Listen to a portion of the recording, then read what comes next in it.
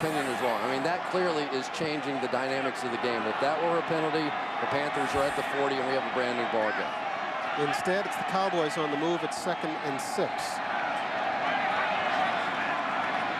And Romo will throw. And Romo finally gets some pressure up the middle, but gets enough for the first down. Now, you know, you talked earlier about how different this Cowboys offense is with and without T.O. How about these numbers? In the first half with T.O., 291 total yards. Until that play in the second half, 43. First half, 18 first downs. Second half, 3. First half, 17 points. Second half, none. They're a different team with that. Well, if I can teach you anything about football, the game is all about drawing double teams. That's all it is, whether you're a defensive lineman, linebacker, receiver, running back. If you can draw double teams, you single up other people, and without T.O. in there to draw the double teams, now it's game on. This is Julius Jones fighting room off the left side. We've got a flag. This one may be coming back. First down, Cowboys. But Chris Jenkins is down. Offense number 71. 10-yard penalty is still first. They flagged Corey Proctor, who got the start tonight at center for Andre Girard. Chris Jenkins really slow getting up. And that is an injury they simply cannot have. They are going through defensive linemen very fast right now. They have already lost Julius Peppers, who didn't play tonight. Charles Johnson's already out. He was the replacement for Peppers. And now Chris Jenkins, their best defensive lineman and the ultimate drawer of double teams right there. Corey Proctor is going to get the hold. I'm not sure I see a hold there, but and there's no such thing as a makeup. I was about to turn to you and ask. I'm not going there. There's no such thing as a makeup, huh? It only exists in the NBA. In my mind, that's the only place. Okay. Okay. If you say so. So it'll be 1st and 20. And Romo gets a lot of it back on this strike to Patrick Creighton. Richard Marshall making the stop. If you're joining us on NFL.com and NFL Mobile, we'd like to again welcome you to Saturday Night Football on NFL Network. We've had a good one here.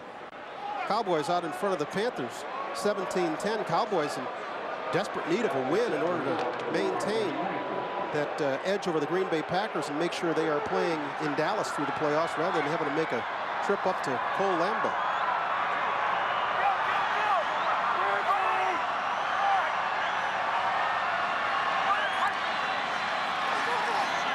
Romo slings this one to Sam Hurd. Hurd breaking one tackle and getting to the 11-yard line. Keeping the Cowboy drive alive. Another first down. Well, Chris Campbell has been in and out of the lineup because of that bad hand. That time he was peeking in the backfield, saw the short drop, but he was looking completely away from the receiver. And as a defensive back, if you're going to line up inside and play man coverage, you watch the receiver. You don't look in the backfield because he can do anything. We saw earlier in the game a touchdown to Steve Smith based on that very same thing, trying to peek in the backfield. Panthers desperate to keep this one a one-score ball game. This is Jones. Jones fighting his way to the 8-yard line. And we haven't seen much of Marion Barber in this second half. I'm surprised. Yeah, Barber is sort of the Mariano Rivera of the National Football League. Yeah, he's the closer. They get him in as the closer, and they have some final drives and take over with that big offensive line, and we probably will see him if they can stick this one in or get it close for a touchdown. But let's give Julius Jones a little credit on that one. He came out and did some physical running as well. Meanwhile, Barber 4 carries in the second half, just 3 yards. Maybe that's why. Maybe that's why he's standing next to Wade Phillips. This is Jones again. And Jones fighting his way to the 5-yard line. Whole batch of Panthers dragging him down there. This will leave the Cowboys with 3rd and 4. And yes, they can get a first down without scoring a touchdown. Barber checking back into the ball game now as Jones gets a breather. Well, with all the injuries and Chris Jenkins going out, and they're going to attack him right up the heart here.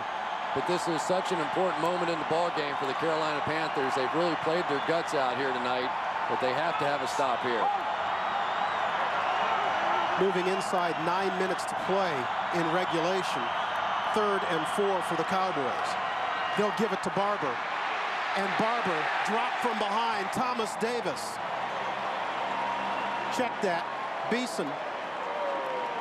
John Beeson.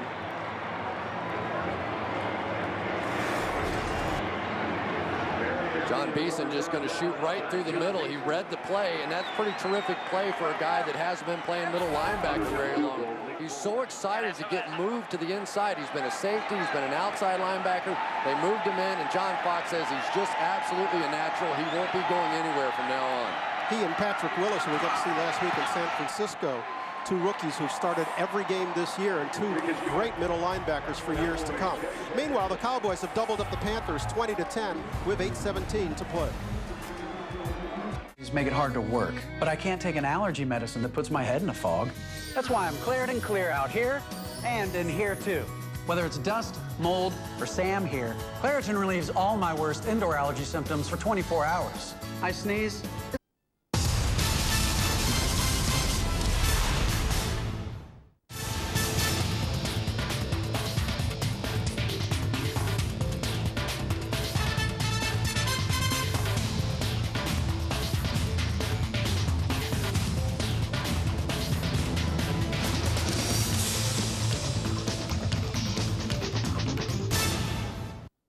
In this jersey, I pledge to wreak havoc on my opponent's plus-minus. To make one-timers happen way more than once. I pledge that my team will scrap for every single point on the schedule. In this jersey, I pledge that holes are only holes if they're open. Shop.nhl.com presents the RBK Edge jersey. All 30 teams reinvented for more strength, more speed, more belief. In this jersey, I pledge to play for the logo on the front, not the name on the back. What do you pledge? Visit shop.nhl.com for your jersey.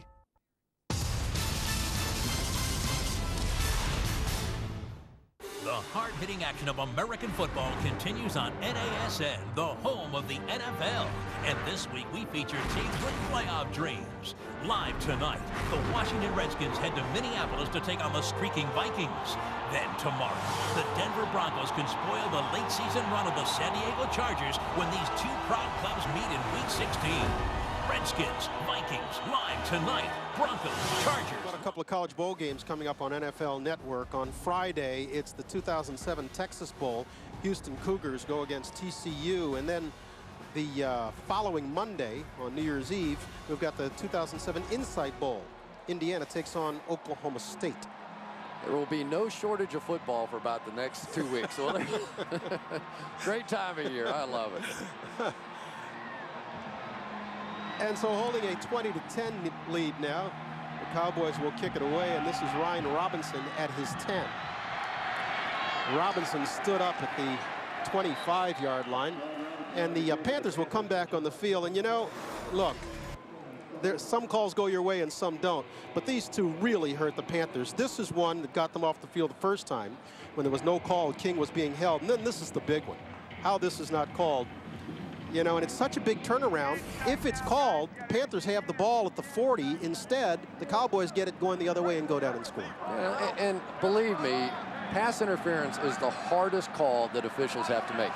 I've sat in Mike Pereira's office at NFL headquarters, and he and I have debated in super slow motion whether something is pass interference, not pass interference. It's that tough a call to make. And if you get a chance to slow it down, it looks easy. But when guys are running full speed, the officials are running full speed, it's a tough call, so why not give them a second look? Brad Hoover gets his first touch of the night and kind of wishes he didn't. That was Brady James who got there in a hurry. Yeah, Brady James, I would say from the Cowboys standpoint, other than Greg Ellis, maybe the most disappointing that he didn't get a Pro Bowl nod. But how many Cowboys are going to go? I mean, you know, more of them went than didn't go, but that was the one they thought might sneak in. Moore will go down in the arms of DeMarcus Ware. Chris Canty maybe getting a piece of that one too. Third time they have sacked Moore tonight. One of the problems that you have anytime you have an athlete on the outside like DeMarcus Ware, there's really no way to block him. He gets you kind of moving backwards, and then the guy steps up right into your lap, and he is just such a tremendous athlete. I have seen him on occasion on sweeps run down some of the fastest athletes in the world at the running back position, and he just makes plays. And this is 3rd and 12, big down from Moore. He's looking for Steve Smith, got him. Inside the 30. And it's Ken Hamlin who gets up pleading to the official. He's saying Smith was juggling it, but they're ruling it a catch. obviously they didn't rule that he went to the ground on his own, because if he had, he would have had to maintain possession of that catch all the way to the ground. So if he caught it and would have stayed up and was knocked to the ground, then that ball would be a fumble out of bounds and a completed pass. And that's what they're discussing. Did he go to the ground on his own, or was he knocked to the ground? And I think he was knocked to the ground. I don't think he was going on his own, at least from the replay that I saw. It was Jock Reeves and Ken Hamlin both together on the coverage there, and Smith came down with it. And remember, there's a rule change this year that once you have possession and 2 feet down, that's all you need. Mike Carey says. The receiver, in the process of making the catch, was going to the ground. Upon hitting the ground, the ball came loose. Incomplete pass. Well, we'll get another look at it. And that kind of makes John Fox's night right there. All right. Was he going to the ground, or was he knocked to the ground? He was knocked to the ground. Well, that's kind of what I'm thinking. If the ball, if he catches it and 2 feet down, is there 2 feet down before they knocked him down? I don't see how you can rule they didn't knock him down. That's the way I would have called it, but we'll see John Fox hanky in hand here. John, you got it in your right hand. You got it in your right hand. He's waiting for input from above. He's got enough. He can't save it. And Mike Carey will come and make sure of John Fox's intentions. Now, in years past, that would have been incomplete because you had to catch it and make a football-related move, and he didn't do that. But now the rule is... The ruling on the field is an incomplete pass being challenged by Carolina. Well, explain this to me, Chris. How can they... Well, you're going to have to explain it when we come back, because we're going to have to take a break. We've moved inside 7 minutes. Mike Carey goes under the hood. We'll see what he finds when we come back. It's 2010 Cowboys.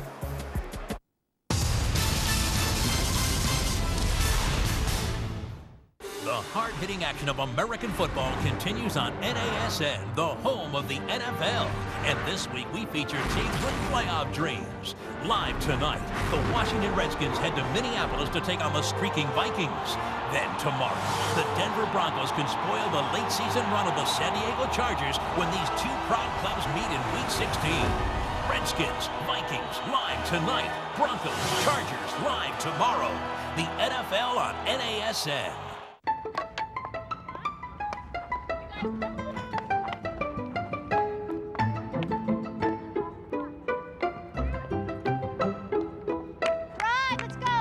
Come in. Looks like the med school scouts are out early today. There are over 380,000 NCAA student athletes, and just about all of them will be going pro in something other than sports. Download the guide for college-bound students at ncaastudent.org.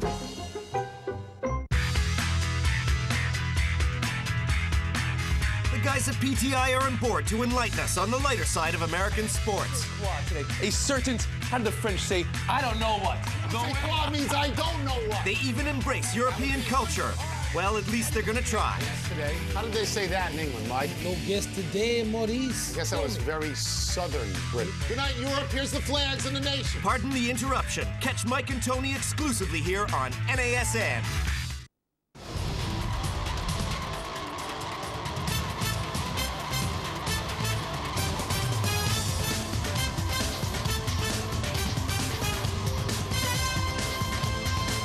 Carolina, Mike Carey is still under the hood trying to determine whether or not this is a catch. Now, Mike, when he said that it was incomplete, well, let's listen.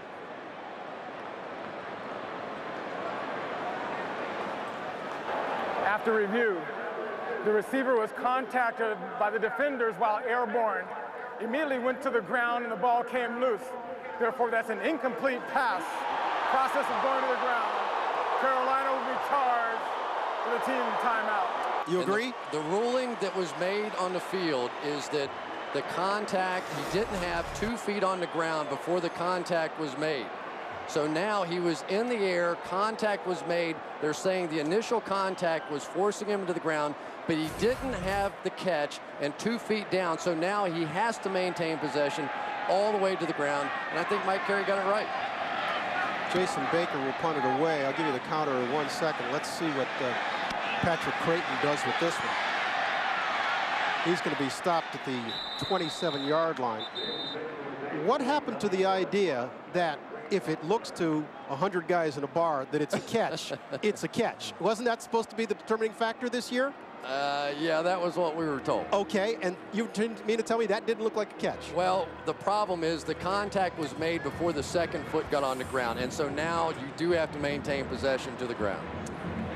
Coming up after the game. It was disgusting. It's the Home Depot postgame show. Rich, Steve, Sterling, and Adam are going to have highlights, analysis, and they'll agree with me that that was a catch after the ball game. I'm sorry, that's a catch. Well,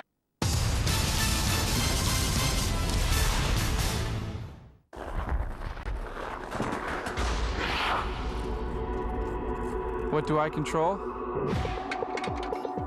I don't control the bumps and the bruises. The crowd. Time. Well, you take a look at this. See, the contact is going to come, so he's going to be knocked to the ground there, and the second foot comes down after the fact. So in essence, by the fact that the contact was made before that, he was, by rule, then going to the ground as if he was going to the ground on his own. Well, in any event, they ruled it no catch, incomplete. And things just aren't going Carolina's way.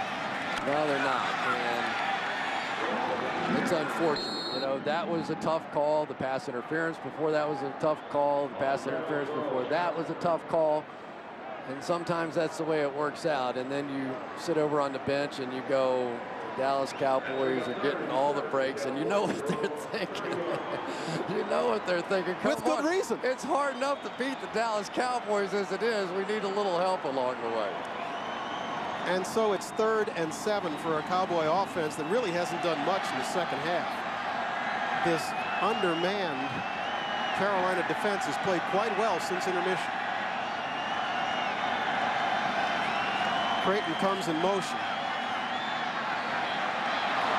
And overthrowing Barber was Tony Romo. And do we have another flag? Are they going to call Marquand Manuel? Number 36? John Fox has had enough.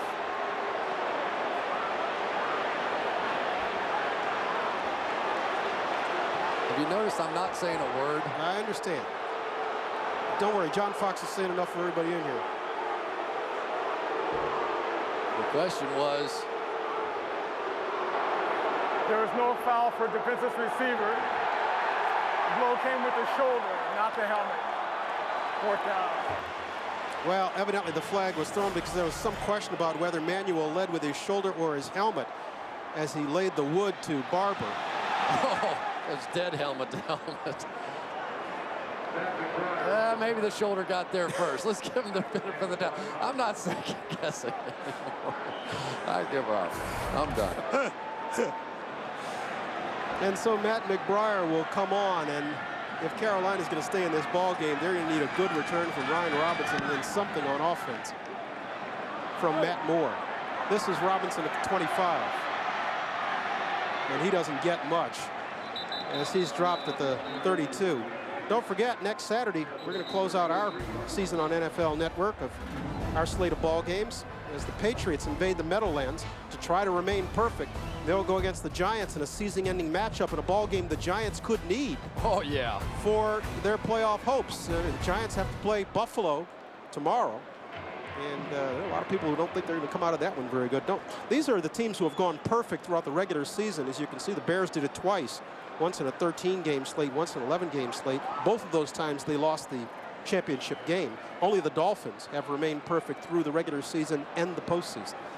Yep, and this New England Patriots team, you just have to say what they've done is remarkable. When you look around the league, everybody has a clunker they throw in at some point, and the Patriots just keep rolling along. They've had one tremendous season.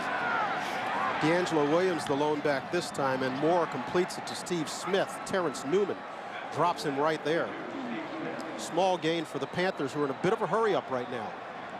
They have 2 timeouts remaining. We've moved inside 5 minutes to play in regulation.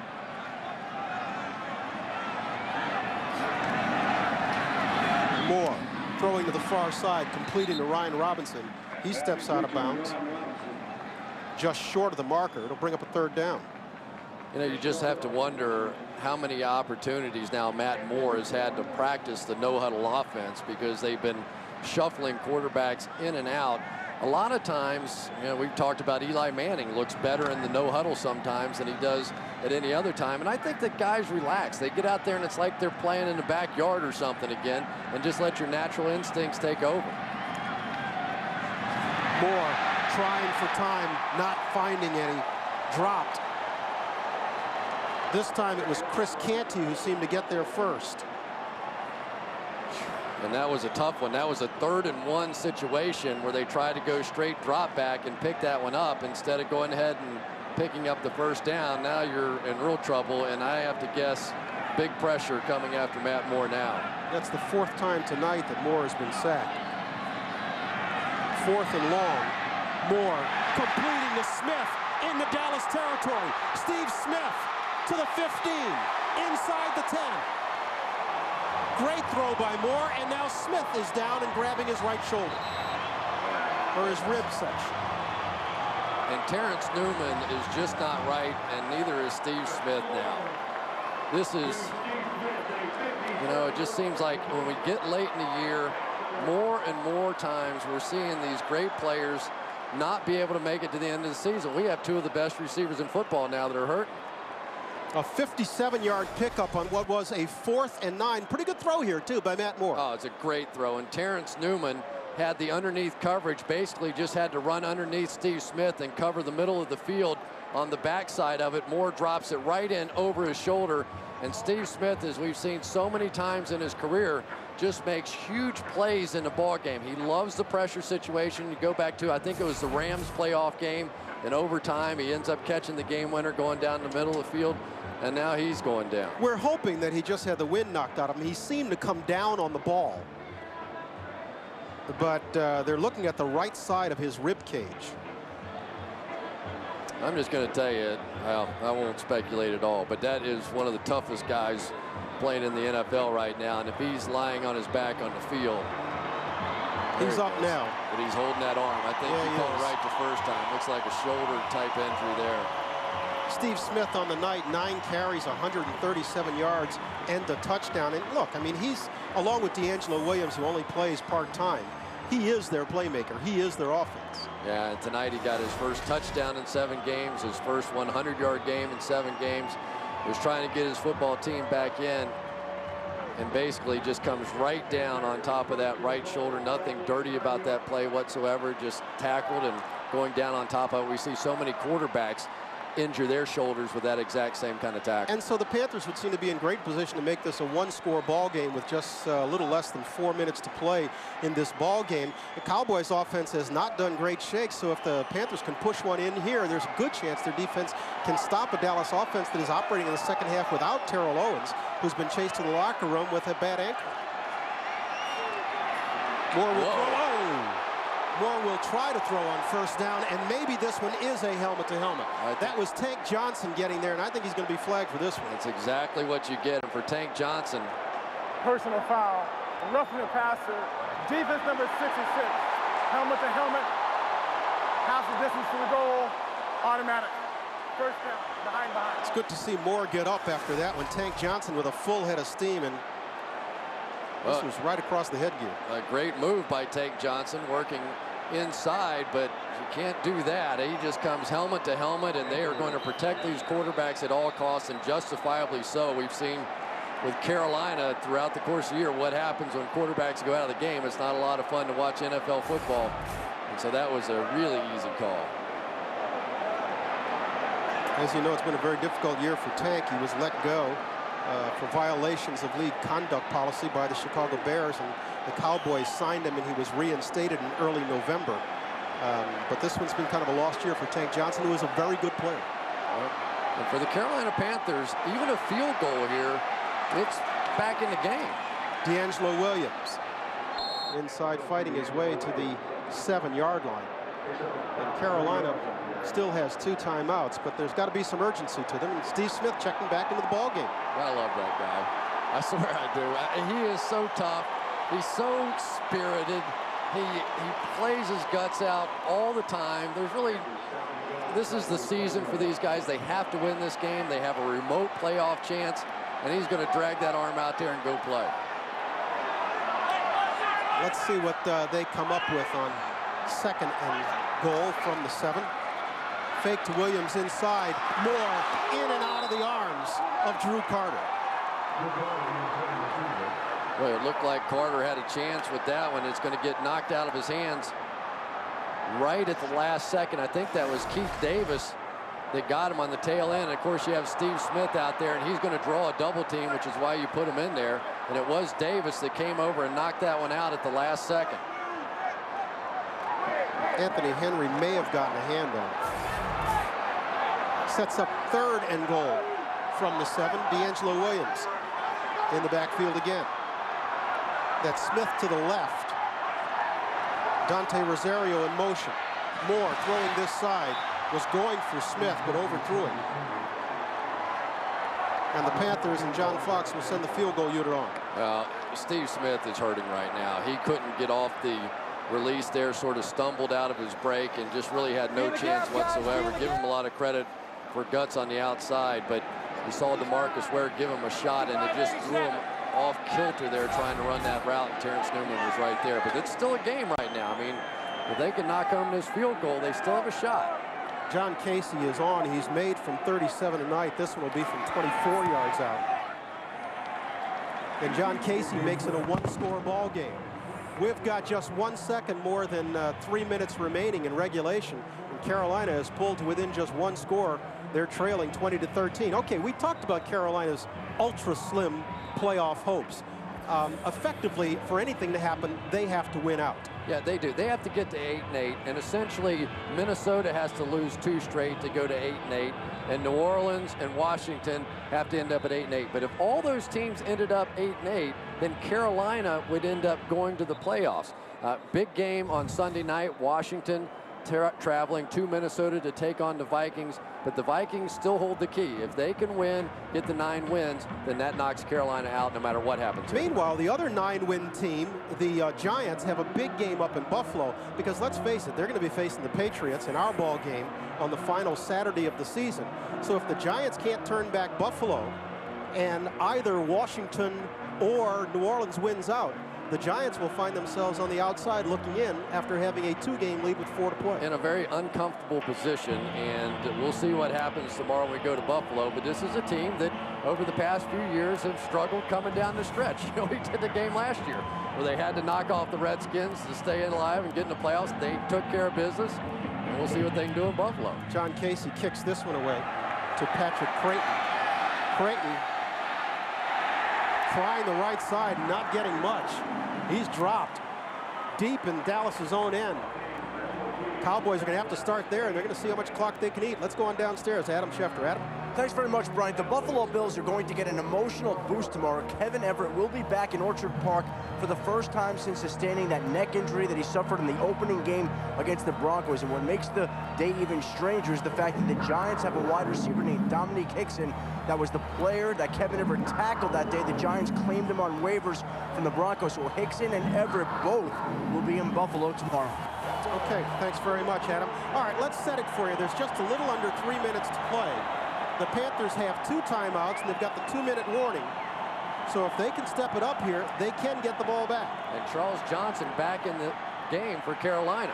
And this is Barber. Barber working his way just short of the first down marker. Deke Cooper coming up to drop it. You know, this is where the Dallas Cowboys, and we talked about it in the Green Bay game, their 4-minute offense, essentially where an offense tries to come in and finish the game. They want to leave the ball in their hands, a couple of first downs, and it's game over. Marion Barber comes out on first down, picks up 9. This is what this team behind this big offensive line has been able to do all season to close out games. Again, a reminder, this Cowboys offense operating without Terrell Owens, who went down with an ankle injury in the second quarter. He's gone for the night. 2nd and 1. It's Barber again. And it's Barber for what would seem a first down. He found the hole plugged up on the right side, bounced it outside, and that'll get us to the 2-minute warning. The Cowboys going to try to hang on here. They're leading by 7 in Carolina. Hey, what you eating on? See a Chipotle grilled stuffed burrito.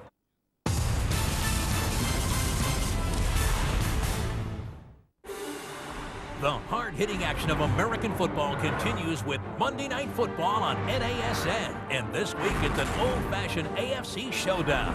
With only one more game to go after this week, the Denver Broncos look to play spoiler when they face the lightning bolts, the San Diego Chargers. Are you ready for some football? Broncos, Chargers, live tomorrow night. Coverage begins with Monday Night Countdown. The NFL on NASN.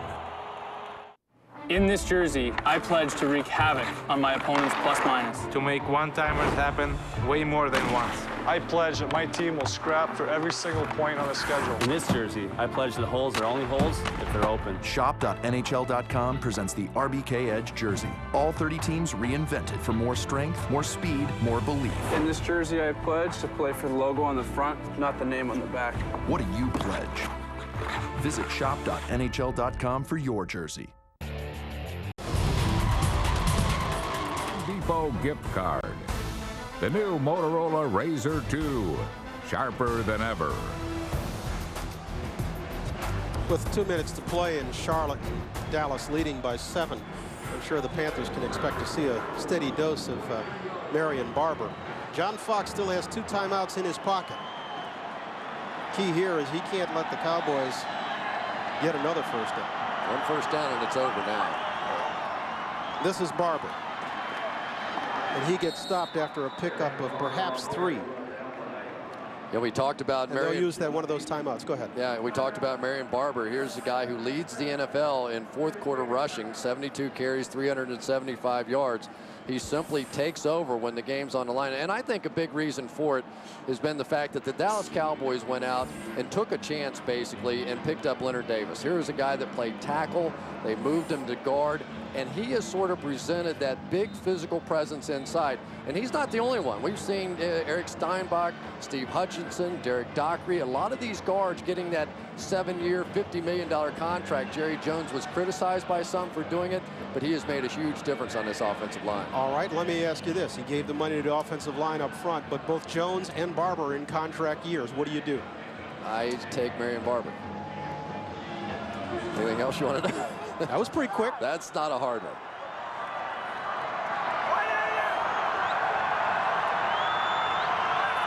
Second and 8. Panthers in desperate need of a stop. Barber bounces this one outside. Barber, first down, Cowboys. And that would seem to do it. That would seem to do it. Barber goes over 100 yards on his 22nd carry. Now up to 110 on the night, plus a touchdown. And the Panthers, with just, well, they've just used their last timeout, and that would seem to do it.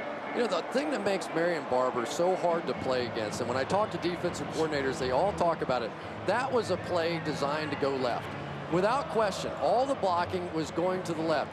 Marion Barber took about a step and a half and went completely right. Now, a lot of guys, you say, don't do that, don't do that, don't do that. But he has made so many plays, and one of the reasons that he does is when he gets in the open field and there's one guy that you can't block. You know, there's one guy sitting on the backside that you didn't have anybody to block. He either runs over him, runs around them, stiff arms them, something. He always, doesn't always, but he usually can make that guy, I know what you meant. That one guy miss, and that's been the difference. Meanwhile, we came on the air talking about Tony Romo and his thumb. For the record, unofficially, 28 of 42, 257 yards, 1 touchdown, 1 interception. It would seem not to have bothered. And I think he got hit twice on that arm. That's about all I saw all night long. And they'll go to the knee. And this one was a lot harder than the Cowboys had to think it was going to be when they came in. And so now, basically, Dallas has held serve, and it's up to Green Bay to see if they can match tomorrow. Yeah, and they're going to try to hang in there. Boy, if the Green Bay Packers should lose that game, what a huge advantage it would be for the Dallas Cowboys to not have to play everybody against the Washington Redskins in the last one. So like you said, they held serve and got to go back the other way with the Green Bay Packers. But even though Dallas has the tiebreaker, if they can go in tied, they force Dallas to have to play that last one. and who knows what happens then. Meanwhile, with this victory, a couple of franchise records for the Cowboys. This is their 13th win of the season. That's rarefied air. They've never been there before. And their 10th straight road win. And that, too, is a franchise record. Well, it wasn't pretty, and this team hasn't been playing its best football for the last 3 weeks. But a win is a win is a win in the National Football League, and they keep moving along. And they've been so explosive on the offensive side, and you start looking around who could play with the Indianapolis Colts or New England Patriots in a Super Bowl, and probably the Dallas Cowboys, maybe the Green Bay Packers, the two that you would think have a legitimate shot if they get there in the Super Bowl. Meanwhile, for the Panthers, it's good night, sweet prince, where the playoffs are concerned. They go to 6-9, and their hopes are done. Matt Moore for the night, 15 of 28, 182. He played well. He did play well. And John Fox, I'm sure, is proud of his football team. They fought hard, and for Wade Phillips, he got it done again. But, boy, I'm sure he's ready to hustle to the locker room and find out about Terrell Owens and try and assess exactly where he is now. And here in Carolina, the papers will be full of talk about the pass interference penalty. That wasn't. Our final here in Charlotte is Dallas 20, Carolina 13.